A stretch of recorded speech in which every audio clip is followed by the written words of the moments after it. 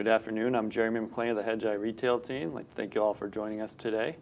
I'm joined in studio by our retail sector head, Brian McGough, and on Zoom by the legendary Mark Cohodes. It's going to be a fun discussion here talking about Helen of Troy, HELE.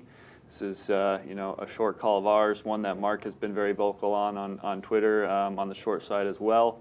So we're going to review some pushback, review the thesis, some latest thoughts, and then we'll have time for QA. If you have questions, you can plug them into the chat box below the video player there, and we'll hit on some questions at the end. Hopefully wrap this up within about 30 minutes and get everybody on their way. But I'm going to turn it over to Brian to start us off. Yeah, so thanks, Jeremy. So just as a little bit of background here, Mark first turned us on to the Helen of Troy short, and he had a great pitch. And then I said, okay, I'm going to turn the Mark switch off, and we're going to go into it deep. And we're going to go into it. We're going to build a 500-line model, and we're going to get into all the business units and really drill down what this thing is all about. The stock chart looks like hell. You could have said, why was this a short at 200 when management was buying back stock? You could have said, oh, I missed it at 150 bucks. The stock's now trading. I think it's down right now. Management's had a conference this morning. They're apparently not knocking the cover off the ball, or maybe the stock's down in advance of this call. I don't know what it is, but I still think that at $107 or wherever the stock is trading at this current tick, you still haven't missed it. And our conclusion is that ultimately you're looking at earnings power of this company of about $4 or $5, where the street is underwriting about $10, $11 in non-GAAP, non-cash earnings, which probably gets you to like a $30, $40 stock, potentially even lower. This company needs capital, it's got a liquidity problem, and there's no really easy fix out of that. Just another big kind of tagline, and then I want to give our pushback on our black book that we put out a couple of days ago, which is now available to all of our subscribers. What this company does, it's good at one thing. It's good at using a free money environment, which it's had over the course of 15 years of buying companies, usually at kind of like mid-cycle to peaky multiples on peaky earnings. And then using accounting gimmicks in order to focus the street on non-GAAP earnings, which the street has taken hook, line, and sinker. Now, rates are permanently elevated. This company can no longer play its game. It just has to play a different game. Now it has to be a good management team, which Mark and I were talking just before we went live here. I think Mark called them a C- management team at best. I would call them D-. And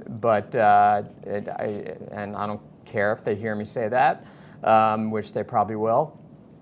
But they have to actually run these businesses better. This is a company that just put up organic growth in the latest quarter of negative 18.5. You do not want to do that. Like, I don't understand how this name trades at an 11, 12 times EBITDA multiple when it has such a mediocre portfolio of brands, and it's clearly losing share and comping down, and that'll probably accelerate into 2023. So that's enough of my rant here. I want to get Mark on. Mark, one of the biggest points of pushback that we get on this name is why now? Like, I get it, guys, this is a longer term kind of 2 to 3 year call, but like, why short it now? Why are you short this now? I've been shorted, I am shorted, I'll short more the next time they come with numbers and this thing breaks again under Jaguar out of the tree. The model is broken. The model not only has broken from then being able to acquire things, but rates are up. And when rates are up and keep going up, their debt is not fixed. They have variable debt, so it's not termed out. So every time the government raises interest rates, Helen of Troy is paying more in interest expense, and they're not generating any cash. So that part of their life becomes more and more difficult. Bed Bath & Beyond, which is a customer of theirs, last I looked, is about to declare bankruptcy any day, any week, at any time. And wherever you go, you see the ragtag brands either on sale, on rebate, losing end caps, And there's no there from a bull case. There is no bull story. There is nothing good going on there. So when nothing good is going on and your interest expense is going up, rates are going up, the consumer is still against the wall, they can't acquire anything, there is no better short, at least other than known frauds, than broken roll-ups. And Helen of Troy, as you said, and you said it right, they only have one expertise, and that is buying these Me Too businesses probably at peak earnings and doing the math and saying, if we acquire this at 0% interest rates, this will be accretive to earnings. Then they announce it, then their stock goes up and they say, look how smart we are. But they're not really smart. It's just another broken roll-up, like Jarden was a broken roll-up, like Newell was a broken roll-up, like Sunbeam is a broken roll-up. It's hard to do roll-ups, especially when there's no synergy across any of their product lines. So when you look at this thing, mediocre management, that's giving them a compliment. Brands all over the map with no synergies, that is giving them a compliment. They're in garbage brands. And when the bull case is they're sold out of humidifiers, who gives a fuck about humidifiers? It's probably 2% of their business, and next year there'll be a glut of humidifiers. So none of their brands and none of the things they own, people actually go into a store and say, can I buy this Braun coffee machine? You don't need it. And there's 6 competitors. And I talked to enough people in retail that they're in middle market. In middle market in this environment is the absolute worst place to be. There's demand for high end from the fancy people like you guys. There's demand for really low end like me. But middle market, you get really pushed out. And the balance sheet has an inventory problem. They have a significant cash flow problem. They don't generate any cash. When you spend the bulk of your press release explaining your reconciliation of GAAP and non-GAAP, that's to me a begging indicator to sell the fucking stock or not be in the stock. No one has to short anything. It's a dangerous game. But in this world, you should only own things that have a real management, a real story, real chances, real progress, and an ability to get things going. And they play to these street whores, these Wall Street firms, to push the stock because these guys are desperate for money. I mean, they have to do an equity deal to pay off this debt to me at any level. So when you say it's a $30 to $40 stock, I mean, the way I look at it is this thing is lower and this thing is much lower. How low it goes, I don't know. But as this thing goes lower, they get more and more desperate because, when you say $4 earning power, I think it's a lot less than that because these brands, when you're down 18% organically, or let's give them the benefit of the doubt, say 10% organically, which would be a huge uptick. You have to spend a lot of money promoting these brands and trying to take back your lost share. But money they don't have. So they're either going to have to sell businesses, close businesses, and it costs money to do all that. So these guys are between a rock and a hard place. They have no one at that company who I think can beat me. They're not that smart. They're not that good. It's not worth anything to anyone because they're so leveraged. So I just think this is great. I mean, we've been in a short squeeze environment, which has just been miserable. And I talked about this thing initially at 107 or 110 or 105 or 100, pick whatever number you want.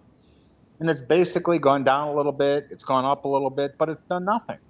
And doing nothing in this environment where everything else has been on a rocket ship has been good. So, again, if you own this, you have no reason to own it. Yeah. If you want to live on the edge and be shorted, I think it's a great short. But I don't suggest anyone do anything. But this is a terrible long. And I'd love to get someone on here who owns this thing and says, what do you think of? And again, I have my wig indicator, about, if you wear a wig, you're kind of a fraudy type. But something close to the wig indicator is the guy who runs this thing is in the annual report, and his glasses are those indoor outdoor sunglasses. They get dark on the outside and light on the inside. And no one with any sense would get a picture of someone like that and put it in the annual report. Just take a picture without your glasses. So I have all sorts of issues with these guys. They haven't done anything bad to me, so I don't think they're necessarily frauds per se, but they're clearly pushing a concept where they're over earning, and they're using a fictional accounting basis to say they're going to make $10. And on the models, it shows as a cheap stock because they make $10, but really the earning power is, as you would say, somewhere near 4. And if it's near 4, 10 times 4 gets you to 40. But I would say the earning power is probably closer to 2 to 3, which gets you somewhere between a $15 and $35 stock, which I think is where it's going to go. But it can take time. But Yeah. I'm a patient guy, and we'll see what happens. But I think your analysis is right, and I give you guys a lot of credit for picking up on this thing. Thanks, Mark. Jeremy, let's give Mark a dose of the bull case. What are the biggest bullish points of pushback that we've gotten since we did our black book a couple days ago? Gotcha. Yeah, and I'll just you made a great point on the interest expense. Right, I'm looking at where consensus interest is going. 2 years ago at 13 million. Next year it's supposed to be 55 million in interest expense, and potentially rising. So I think that was a great point you made, Mark. I think there's a couple pieces of the bull case that we're hearing. Would love to get your take. One is this whole cost savings plan that they've announced. Right, they had the prior one of Pegasus, they called it, the Pegasus plan that's supposed to save something like $70 million, and they just announced this incremental restructuring on the last earnings, and firing people, trying to cut costs. So I think there's a narrative that like cost savings means the margins kind of stay elevated here near term. And maybe we're at a bottom in terms of the revenue pressure that moderates, and we get better each quarter in the coming quarters after 4Q. That is, I guess. Do you have any thoughts on the cost savings opportunity? I say like you look at the street numbers, they've got revenue down 21%, and I think operating margins are supposed to be up about 100 basis points in the fourth quarter. So, how do you think about the cost savings opportunity? Relative to what the revenue trends might be. Yeah, I have comments on this one too. I mean, I think that argument is somewhere to the left of insane. That's like saying you weigh 450 pounds and you're gonna start drinking Diet Coke, which is gonna solve your problem. It's like pissing on a house fire. They need to spend money to grow these shit-ass businesses, not cut costs. Because if they start cutting costs, their top line is going to go to complete and utter shit. And taking a charge to then say you're going to save money in the go-forward period as your sales are falling apart is just ludicrous. And they use these buzzwords, that 3 years out they're going to make this. They have a debt problem. They have a cash flow problem. They have a sales problem. They have an inability to acquire anything else. And once management or a bull can address those issues, I'll get into their restructuring, with them hiring the, McKinsey or one of these consultants who tend to bankrupt companies rather than help companies. So the numbers make no sense because this is a sales-driven outfit, not a cost savings-driven outfit. And there's no synergies if you're selling hair dryers or humidifiers or backpacks or water bottles that people own 93 of and don't need another one. There's no cost savings around that. Are they going to spend less on marketing? Are they going to spend less giving people rebates? How are they going to solve their inventory problem? I mean, if the name of their game is writing off inventory, God bless them, right? That doesn't solve anything. What are they going to do to generate cash to pay down the debt? What are they going to do to generate cash to attempt to pay down the debt where they have enough room to grow their businesses. Because I think they're probably right up against their covenants, right against it. So I think as the business gets worse, I think they run into real existential issues. Are they going to close businesses? Are they going to say we're going to, we bought something for 70 million and we're going to shut it down and take a $50 million charge, and that's viewed as good news? Roll-ups that go bad with leverage, there is no way out. There is no fucking way out of the trap. And to think you're going to cost save yourself out of it, you're just kidding yourself. I mean, I challenge all the listeners, or if you're a bull out there, to email you guys examples of roll-ups that can no longer, one, acquire companies, two, sales are down, and three, where cost savings and restructuring save you. Just doesn't happen, because by design, the only reason people want to be in the equity or this thing can grow is you have faith that management can keep buying and buying these good things. And when you keep acquiring things, the plan is not that your sales are down 15 to 20%. The plan should be you take share and sales actually grow. Because when things are tight the way they are, and who knows if the economy gets better, worse, consumer stronger, weaker, I just don't care. I just don't care. But what I do know is Target does not need to add their hair drying or hair curling SKUs from 9 to 19. If anything, it goes from 9 to 5. And Helen of Troy probably starts losing share and losing share quick. So cutting costs or restructuring your way out of a trap, in my mind, just doesn't work. Well, Jeremy, there's a couple of other reasons why the costs won't manifest themselves into the P&L as well that I think you highlighted in our deck. Maybe it's worth going over those now. Yeah, I mean, you just hit on one earlier, Mark, on the interest expenses going up. Right, they've been talking about a bunch of costs coming back. So, right, they're gonna have their bonuses come back that apparently weren't in the P&L this year. They have a new DC opening that's, especially if you have revenue trending down, opening up a new distribution center is going to be very, margin dilutive.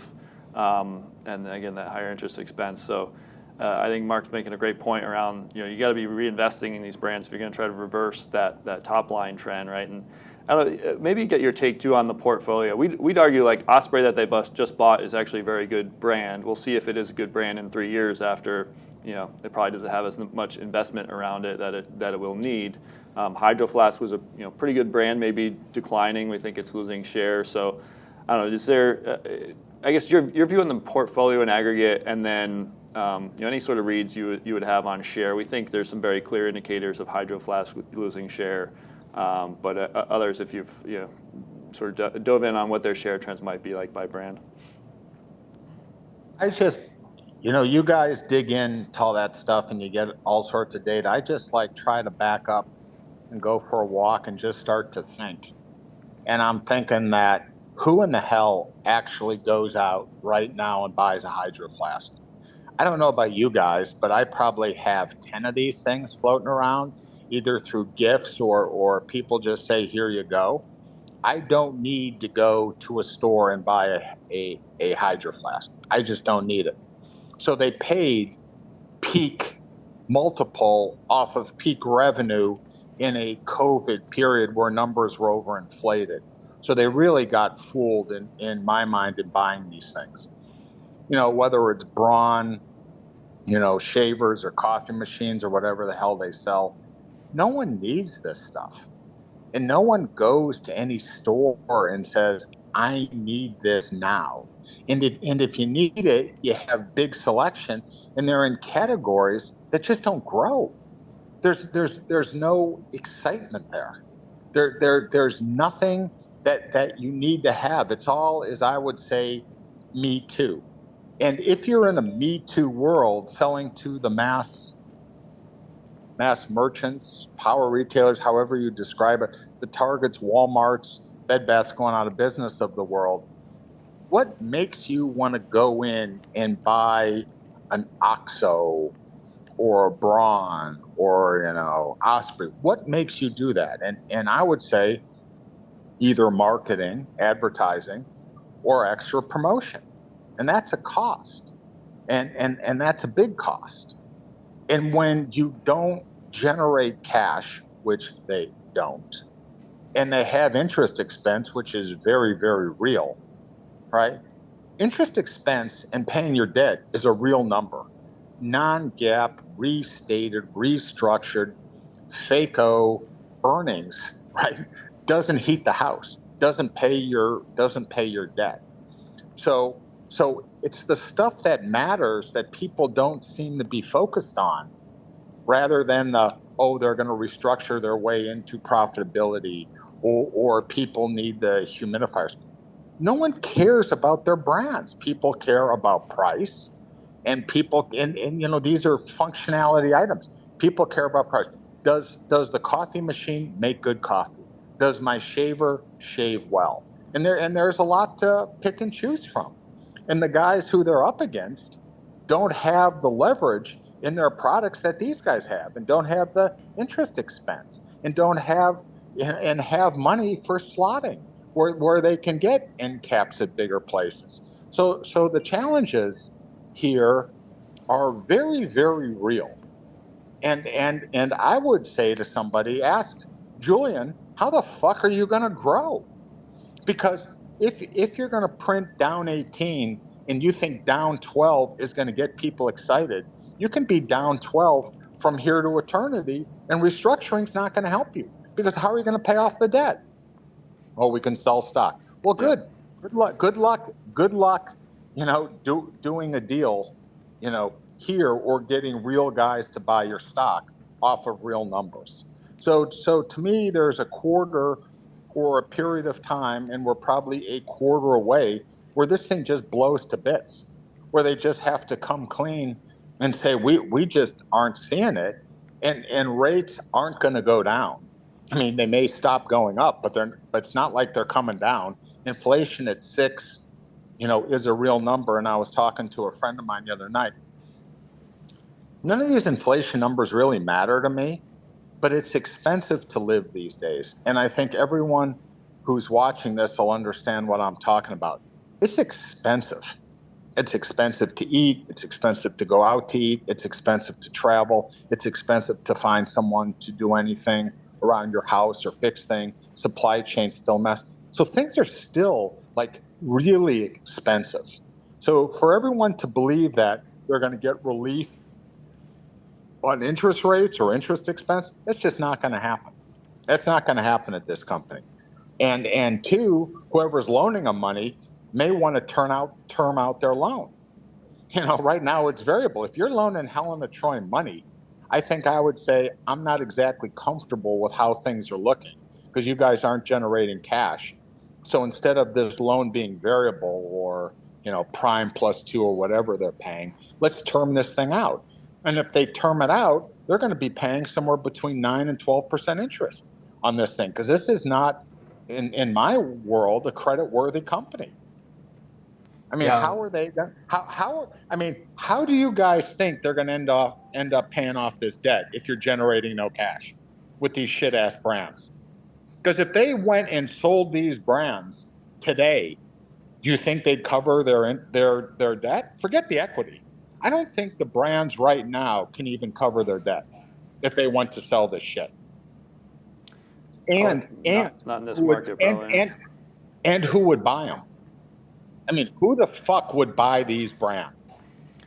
So you make a great point on the not needing these, and we flagged, not only are you seeing this organic revenue pressure, but these are categories that we've seen, pricing is up, and consumption levels per PCE are up too. So they're significantly underperforming the sort of small appliance category or beauty category, et cetera, where they operate. And they also, of course, are reorganizing their segments, so we'll have sort of less clarity on what the underlying brand trends look like, because they're going to consolidate to 2 segments instead of 3. It's already kind of hard to follow the specific brand trajectories. But that's simply a shell game. Yeah, that's what roll-ups do, right? We see that all the time. You can take a white horse and take black paint and put stripes along the white horse and call it a zebra, but it's still a fucking white horse. It's just a horse with black stripes. It's not a zebra. And as I used to say, you can put together a bunch of bushes and call it a tree, but it's just a bunch of scraggly bushes. It's not a tree. So this isn't a consumer product company. This is a roll-up of garbage brands that are in steep decline with significant leverage, with a subpar management team with no fucking story. There is no story. And if the story is restructuring, they can, bankruptcy is a restructuring. They can restructure into oblivion. I just don't care. So if everyone says, why now? My thing is, why not? Why not? I mean, you own stocks. You want to hedge yourself on things. This is going to be a significant market underperformer. And if someone says, why now down from 200? It should never have been at 200. I can remember this fucking thing at 3. And at 3 it was a joke. And they came with different stories. So just because it was 200 or 300 and they bought stock, that's their stupidity. I mean, I'm trying to hit the ball where it's pitched, and I think this thing is garbage. And even if it's legit, which I'm assuming it is, there's no one at this company who I find significant. Brian Cornell, who runs Target, he's my friend. That guy's a motherfucker. I wouldn't short that guy on a bet because that guy is an operator. And there are certain people out there who are operators, and I don't bet against good operators. I bet on bad operators. I like betting against the junior varsity, which these guys are. I like betting against bad balance sheets, declining businesses, where if the bull case is restructuring, bring it fucking on. Well, bring it on. Yeah, let's one actually just point, and I want to open it up to a couple of questions here that we have in the queue, but this company's marketing ratio and their R&D ratio are easily half of where the competition is. So if you want to look at their operating margins and call them real in the teens, they're just not. They're flat out not. The real number, if you want to underwrite any kind of top line growth at this company, it's got to come from R&D, it's got to come from marketing and slotting fees, as you noted earlier, and this company is simply not invested there, and they're going to be the first ones who are going to get cut. So I think Walmart, Target, who account for 30% of sales, they're going to be destocking probably more in the upcoming year than I've seen them do in 30 years. And I think the Helen of Troy brands are going to be the first ones to go in that regard. So this company is just running the model wrong. It's broken, as you noted earlier, I think very appropriately so. So let's just get to a couple of questions here in the few minutes we have left. You want to go to the most upvoted questions, Jeremy? I will go to the top one here. It's an interesting one. I don't know if I know the answer, but are there any names upstream or downstream from Helen of Troy that that people should look at? So like customers or suppliers of theirs.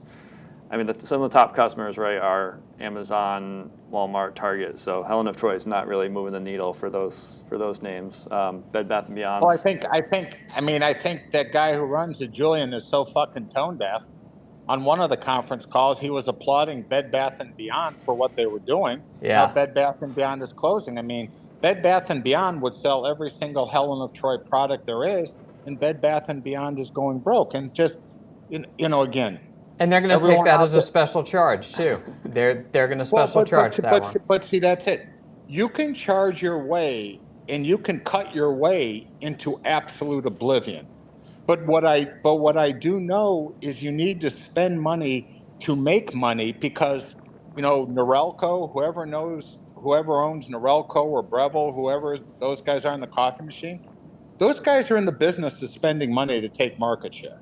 Those guys are in the business of saying, why don't we cut Helen of Troy's throats, through these brands? We can take share from Braun. We can take share from, the 15th million water bottle company. What is it, Yeti? I mean, Yeti, those guys cut the shit out of price to move product. Those guys can be aggressive. So middle market, in my mind, and again, I'm a generalist. Middle market in this environment is not the place you want to fucking be. And it would just be easier for these guys to just say, look, our brands are in steep decline, right? We will try to get these things going and cut costs that we think, can be cut. But make no mistake, folks, we need to spend money to get these brands reinvigorated, whether that's through advertising, special promotion, rebates, end caps, what have you. But we'll regrow these brands. And instead of making this fictional $10, I mean, look, the earning power of this company is somewhere between $1.50 and $4. That's my number. And you throw out the garbage they give you, and they give you the garbage because they want these stupid ass passive funds to think the stock's cheap, but the stock's really expensive. And, again, I applaud you guys for picking this thing up. It's not a household name. The people on Wall Street who follow this thing are dumber than dirt. And, again, the only bull case I heard in the last 2 months, and people DM me and tweet at me, are you worried about humidifier sales or humidifiers being, out of stock? I don't give a fuck about humidifiers. Humidifiers aren't a fucking growth business, and they'll never be a growth business. And everyone in China can come with humidifier. Next humidifier season, there'll be a glut. And what do humidifiers cost? $19.99, $39.99. I mean, who gives a crap? Or thermometers, right? What are their thermometers? $5 for a thermometer you put under your tongue or under your arm, or in, I mean, come on. Well, I mean, people can do better than that. So, again, good luck to everybody. I'm a patient fellow, so I just sit back and do my stuff. Jeremy, next question. Yeah, I think you've kind of already hit on this one, but time frame for the collapse, and I guess maybe each of your sort of, what's the duration you think the stock's grinding lower, and how long for your sort of bigger picture thesis to play out? I don't know. I never put a time frame on myself. I talked about that piece of shit fraudulent bank, Silvergate, with Keith, month and a half ago at 37. The stock's now 12. I don't set a time frame. I said, there's good in getting better and there's bad in getting worse. And every day that Helen of Troy is in business, their business either gets worse or doesn't get better, and they still have to pay interest expense on cash they don't have and cash they don't generate. So there is a day out there where someone gets tired of Julian and his bullshit, where people say, where's the there? And as you start to lap their last acquisition, the non-GAAP number and the GAAP number get close. They can no longer take these so-called special charges. The GAAP, they're able to report non-GAAP. I mean, non-GAAP's bullshit, but they're able to get away with this bullshit because they've recently made acquisitions. But when the acquisitions lap, and you guys will know this, the GAAP number and the non-GAAP number get close. So at some point, they're going to have to come clean. But again, folks, the reason they can't come clean now is they're very desperate for money. And when they're very desperate for money, if they were to tell the truth, the stock would absolutely collapse. So they have to lie. They have to play the shell game. They have to make people believe that these restructuring things are going to be a panacea. But on a sales-driven model, which this is, if you don't have sales, you don't have a fucking model. So saying you're going to take these extraneous charges as we're turning on a distribution center, as our business is collapsing, and the distribution center costs money, the numbers just don't work. And these people who tout the stock, or people who own the stock, are just kidding themselves. So it's all here. It's all out there. It's not like you got to drop $4.7 million to get this research. But what I encourage people to do is think. Just think for yourself and say, how is this model going to turn around with their business down 18%? And I'll give you a hint. If it improves to down 12%, that's not a turnaround. That's not going to save them. Down 18 to up 18 saves them. That's a plus. or down 18 to up 5 is a huge victory. But you can't get there unless you fucking spend. You can't get there. It doesn't work like that because people who they compete with simply want to cut their fucking throats. They would love nothing more than these guys to go out of business because they take their share, or buy these things, or buy these guys at 10 cents to 20 cents on the dollar. So that's my thought. I mean, what's Goodwill here? How much Goodwill do these guys have on the balance sheet for the shit they bought? There's still quite a bit, and it's one of their add backs that I think we actually agree with. I don't know if you know too. They take stock-based comp out of their adjusted earnings. That's something we don't really see across consumer names. Maybe some tech companies might do it, but that's another odd adjustment. That's like 15% of EBIT now. So stock-based comp. I mean, but Goodwill here is a big number, isn't it? It is. Yeah, I don't have the balance sheet in front of me. I could check. Yeah, if you could, I think Goodwill is very close to their debt. I mean, Goodwill is a huge number here, and that's my point. If they were to have to turn around and sell these shit ass businesses, I don't think they cover their debt, yet alone the equity. So again, this is not a tech company. This is not something that has IP. This is molded plastic products that plug into the wall, or you can use and they break. But the Goodwill number here against the debt is a sign of a very sick roll-up whose organic business, as you would say, is down 18. And give them the benefit of the doubt. Say it's going to improve from down 18 to down 10. That still sucks. And then someone's going to say, how are you going to get down from down 10 to 0? And you're just simply not. So, yeah. Someone out there, let me know the Goodwill number. But I think 1.1 billion in Goodwill. So okay, so you right have around 1.1 billion of Goodwill. Do you think they can? You think they can possibly, right? If they sold everything, you think they could get 1.1 billion? And the debt's what, $1 billion? It's right in that same area. I think 1.3, I believe. Yeah, that's also the debt's also 1.1. Look at that. Okay, so ask yourself, folks, if they were to sit there and try to sell these things, which are in decline of, let's just say 15%, you think they could get what they purchased? A consumer business that's in a 15% decline, especially from where they bought it. You think they could cover the debt? My answer is no, but I'm skeptical. As I say, we did the math on the other assets they divested. I think it was about a year and a half ago. Some of those personal care assets, they spent $180 million buying them and sold them for $45 million. Started buying them in 2004. So. Well, there we go. I mean, that's my point. So when people ask the question, "What's my time frame?" I have no time frame because I'm a patient man, and I'm not going away. And as things get worse, I'll get nastier because I'm right now I'm sort of calm lately.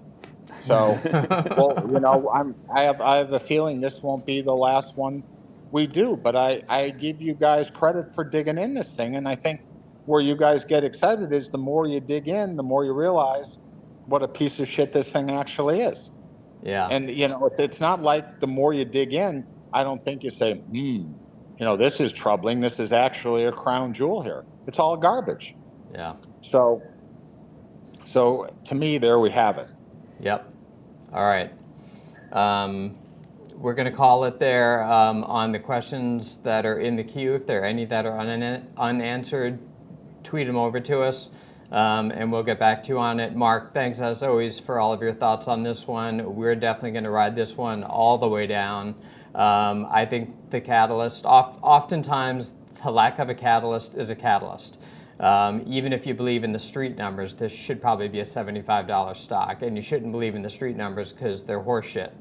Ours and I think Mark's are a lot more realistic, and I do think that we do get there over a tail duration over the course of a 1, 2, 3 year time period, though I don't think you'll have to wait a 1, 2, 3 year time period in order to get really paid on this short. So with that, we're going to call it. Everyone, thanks for watching us. Thank you, Mark, so much, as always, for all of your insight and your free speech.